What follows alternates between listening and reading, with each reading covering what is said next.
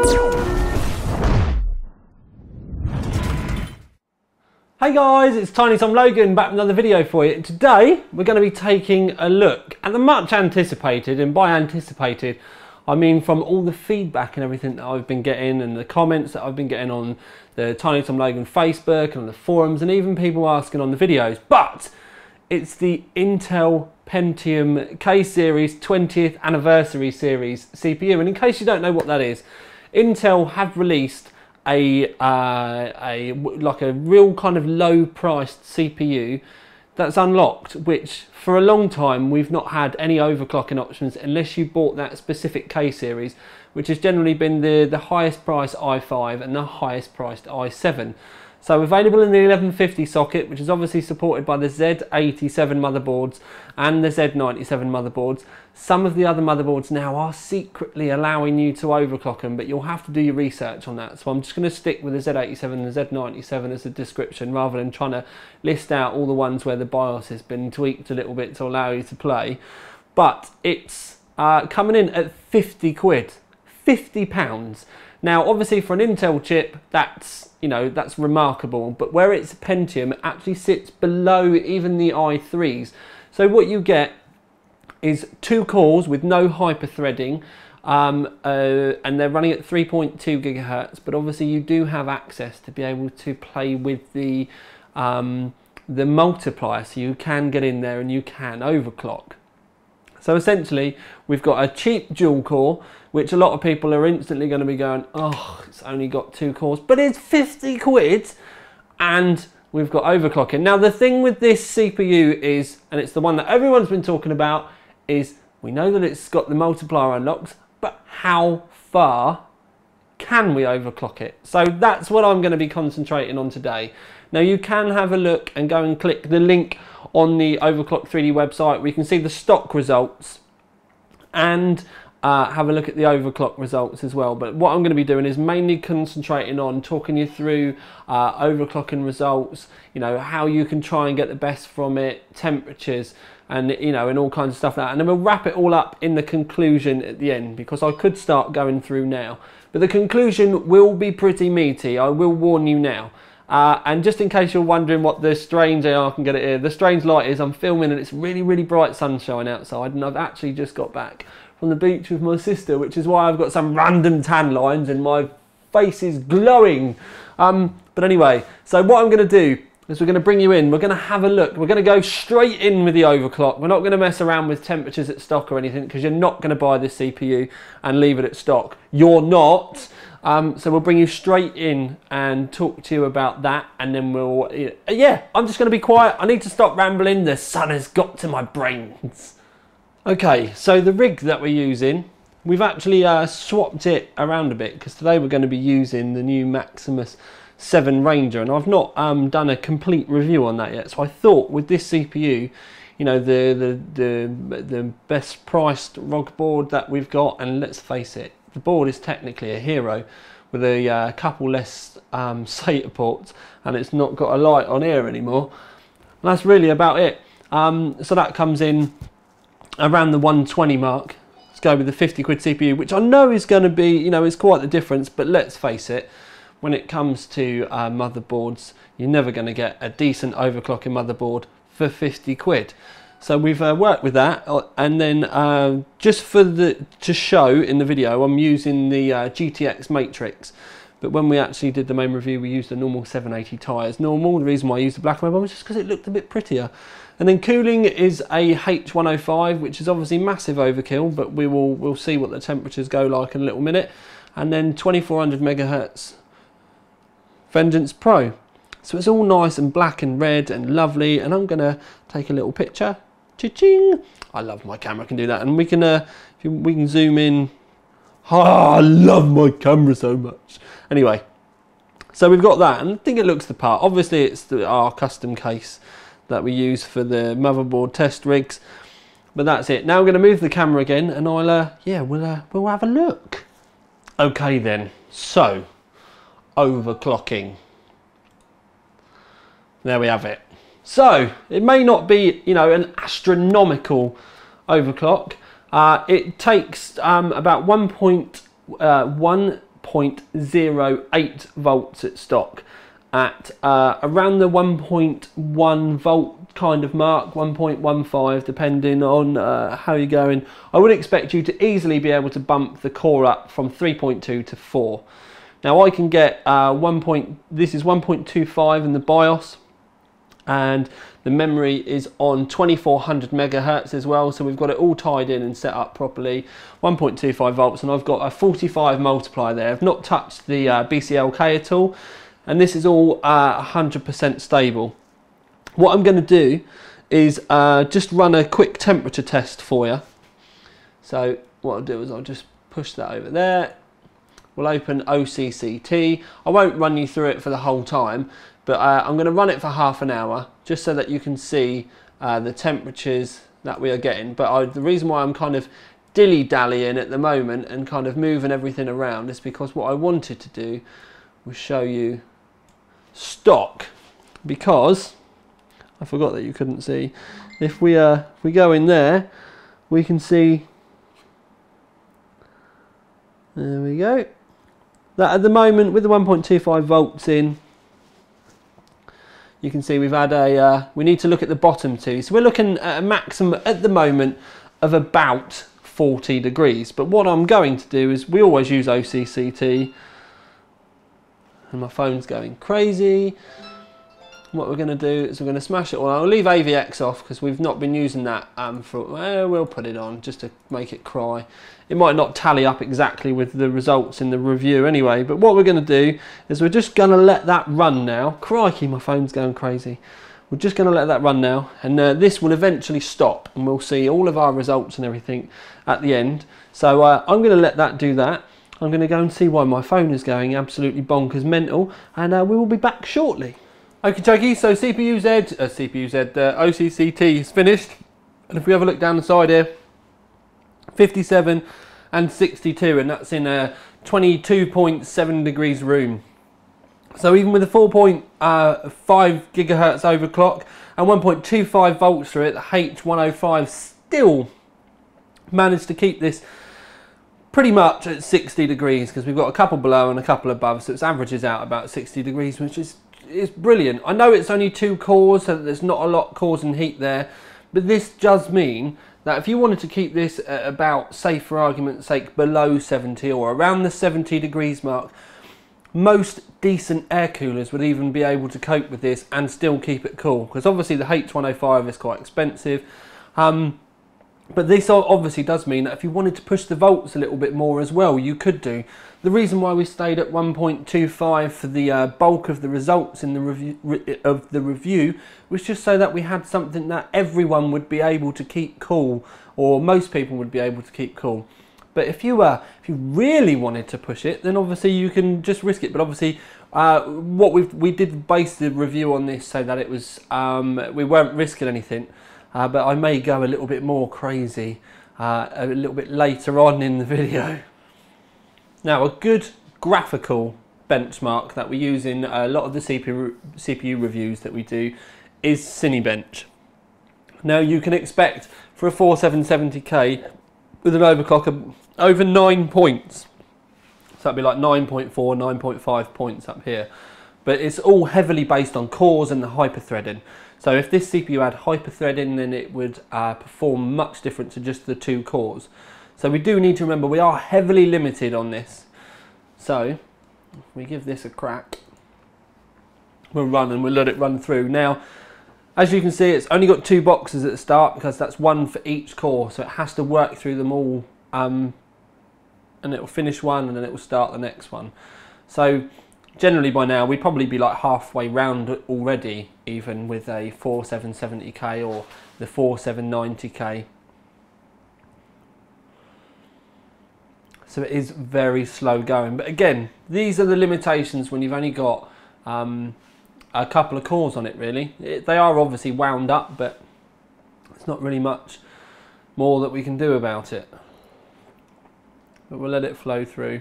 Now, again, we know that these results aren't going to be amazing just because of the amount of time that this is taking.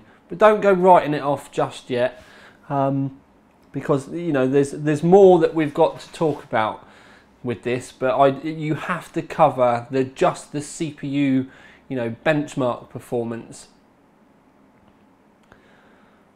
before really we move on to the gaming side of things.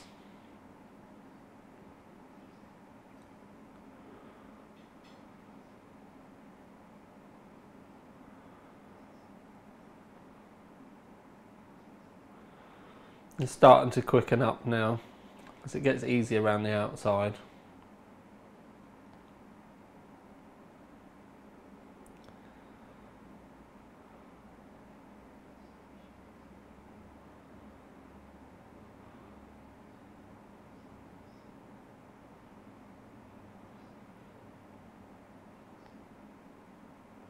And there we have it, 3.82 points.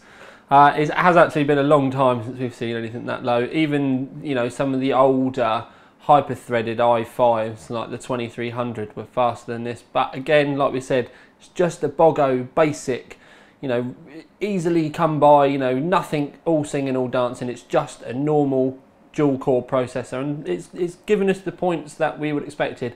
It did bump up quite nicely by winding the overclock up, so you know, it does respond well to that overclock, and to be fair, it would be pointless buying this and not overclocking it. Okay peeps, so just quickly, I have popped the stock 780 tie-in, but don't forget, when all these results, you need to go and click on the Overclock 3D website, so you can see both the stock results and you can see the overclock results. And we've done a lot more game results as well. I'm trying to keep the results on this down as much as I possibly can. So it's very, very pertinent that you click through, so that if you are interested in this, you can go and get a better idea. But Tomb Raider, I've got Fraps running as well, and we're just going to start the benchmark because, and this is the most important thing, is yes, we've got a 780 tie-in, and yes, obviously the CPU does make a bit of an impact, and a lot of the games will perform marginally better with something like a 4770K or a 4790K, but not by a massive amount. So if you were to be considering this as a part of a budget gaming system, you know, you're not going to be spending £50 on a CPU and £500 on a graphics card, because it would be a little bit unbalanced. But if you were going to be considering this for a graphics card, maybe you would be thinking about a 280X, maybe you would be thinking about the 760 or the 770, you know, those kind of graphics cards. It could actually be a very good way of basing it, because then if you're building a heavy gaming system, it would actually tally up quite well, because you wouldn't need the massive core performance for going on the web and doing sort of basic tasks, and you wouldn't necessarily need all that screaming performance for gaming either. And as you can see here, we've got 52 minimum, 83.7 max, and then the average is a quite healthy 67.8. And I will say that is at 2560 by 1440 as well. And so we do know that the GTX 780 Ti is where most of that grunt's coming from. But what I'm trying to get across is that the dual core doesn't necessarily hold it back as much as you would think. There isn't a bottleneck there per se. Essentially, you know, the CPU isn't bottlenecking the graphics card. Games nowadays, they use the CPU as well as the graphics card to do different tasks. So the CPU tasks will be slightly limited, but they're very small anyway. But it doesn't really affect the graphics performance that much at all. So it's a very, very, you know, it's a good positive thing. Hey guys, so you've made it to the conclusion, and I swear my sunburn, my slaphead is getting worse. But anyway, on to the conclusion. We tried to keep this one short and sweet as far as the video is concerned, because people just wanted to know how far it would overclock. We did manage to push the CPU further, but it meant big bumps in volts. So if you were looking for like how much does it need for 4.7 gigahertz, I just about managed to get it at 1.35. The temps were still very good, but it was starting to get like, it was in the mid 70s, even with this cooling. But anyway, I need to say the award and then, you know, kind of explain all the odds and bobs. So we decided to give it the Value for Money award and the Gaming award. Now the Value for Money award, to me, there's you know, a lot of people out there that are going to buy a Z87 rig or a Z97 rig have kind of already got in their head that they're going to spend 180 quid or, you know, 260 odd quid on a processor, and they're probably going to have quite a good system as well. Now with the Pentium, what I would kind of I can see a lot of people happening, not necessarily everyone, because obviously a lot of people are just going to buy this and have it as, you know, as a part of a well-priced complete system. But because this is so well priced, and that 50 quid price tag, you know, a lot of people go out on a Saturday night. By the time they've been out with their mates and had a good few jars, drinks aren't cheap anymore. You can blow 50 quid on a night out without really thinking about it. So I can see a lot of people buying this as a way to think to themselves, all right, I'm going to have a bit of fun over the next coming weekends or whatever. I'm going to pop my processor out, my 4770K. I'm going to drop the Pentium anniversary in, and I'm going to clock the living nuts out of it. And it's one of those ones where if you kill a 50 quid processor because you put too much volts through it, yeah, you'd still be an idiot, but you've only killed a 50 quid processor rather than your 2,500 quid thing that you actually want in your gaming rig anyway. So it could be a good way for people to learn about overclocking, see how far that they can push stuff. You know, a good way to learn and, you know, not necessarily have to worry. Cranking volts at the end of the day will kill your CPU. You don't necessarily need to be putting 1 point silly volts through it to find out what the limit is. CPUs will get to a point where they just won't go any further, no matter what kind of volts you put through them, unless you start, you know, getting them really cold and everything. So for the average air cooling, accessible water cooling, even dedicated water cooling, those kind of people, you still need to stick to you know, safe limits. Push the processor as hard as you can, see what you can get from it. It could be a really good experience, and it would have been something, you know, back in the day. I remember the things like the E2140 and 60s. They were very cheap processors, and I was one of the people that went out and bought those just to have a bit of overclocking fun with them. So that's where I can see this going. But at the same time, you can get, like I said, the people that may look at this as a way to get an Intel processor, and if you obviously you're not going to buy one of these for 50 quid and then spend 550 quid on an all singing and an all dancing graphics card, but one of the kind of mid-range or even low to mid-range graphics cards, it would be a perfect match. It's when people say bottleneck, it's kind of misconfused because the CPU isn't being flooded by like the graphics card stuff. A lot of the games now actually dump calculations off to the CPU to be done, and that's where some of the stuff falls down. If you've looked at the main review, you will see that the benchmark results are significantly lower than any of the other 780 Ti results, and that's because of the CPU use in the benchmark. They have dedicated CPU sections, and that's where that's where the scores, sorry, fall down. But when we get into the game results, you can definitely see that they're not as low as you may think. It would obviously, the 780 Ti is going to be pushing this little CPU to the limit, and you know, a lot of the games now are becoming a lot more CPU dependent. But it's performed very well, and that's why we gave it the gamer's choice. Because, like I said, if you had a 280X, a GTX 770 or something like that in it, you probably would be getting within a handful of frames per second of your mate that's got the exact same graphics card but had spent 250 quid on a processor. Sure, if you're rendering videos or, you know, doing multi-layered kind of tasks in Photoshop and stuff like that, you're going to notice a difference. But as far as just, you know, normal use on the web, you know, a little bit of light, you know, photo editing and stuff like that, or gaming, you really would have to have switched from one rig instantly to another rig to really be able to tell the difference. I know I've got like lines across me because it's absolutely blinding me at the moment where the sun's coming through the blinds at the moment. It's a lovely sunset outside, but essentially people wanted to know, does the Pentium overclock? Yes, it does, and it's very, very easy as well. If you want to push your memory overclocks up, or you've got some very swift memory like this 2400 megahertz that we've got, you will have to pay attention to the V-ring volts, and you will have to give the system agent voltage a little bit of a knock too. Your PCH voltage, which is obviously your chipset voltage, that's going to need a little bit of persuading. But this is all stuff that you're going to have to learn when you want to overclock anyway. If you buy this and you're just running stuff on auto, you need a slap, and you need to really start to try and learn how to do things properly. I will, and I am saying this because a lot of people are going to go, oh my God, I am, you know, we've done the review now, these are the results. We are going to do an overclocking guide. So the Devil's Canyon stuff, because the temperatures have obviously come down, but the overclocks necessarily haven't gone up, we're going to be doing another overclocking guide on a Z97 board, and we will do a dedicated one for the dual core, so you can see that in the coming weeks.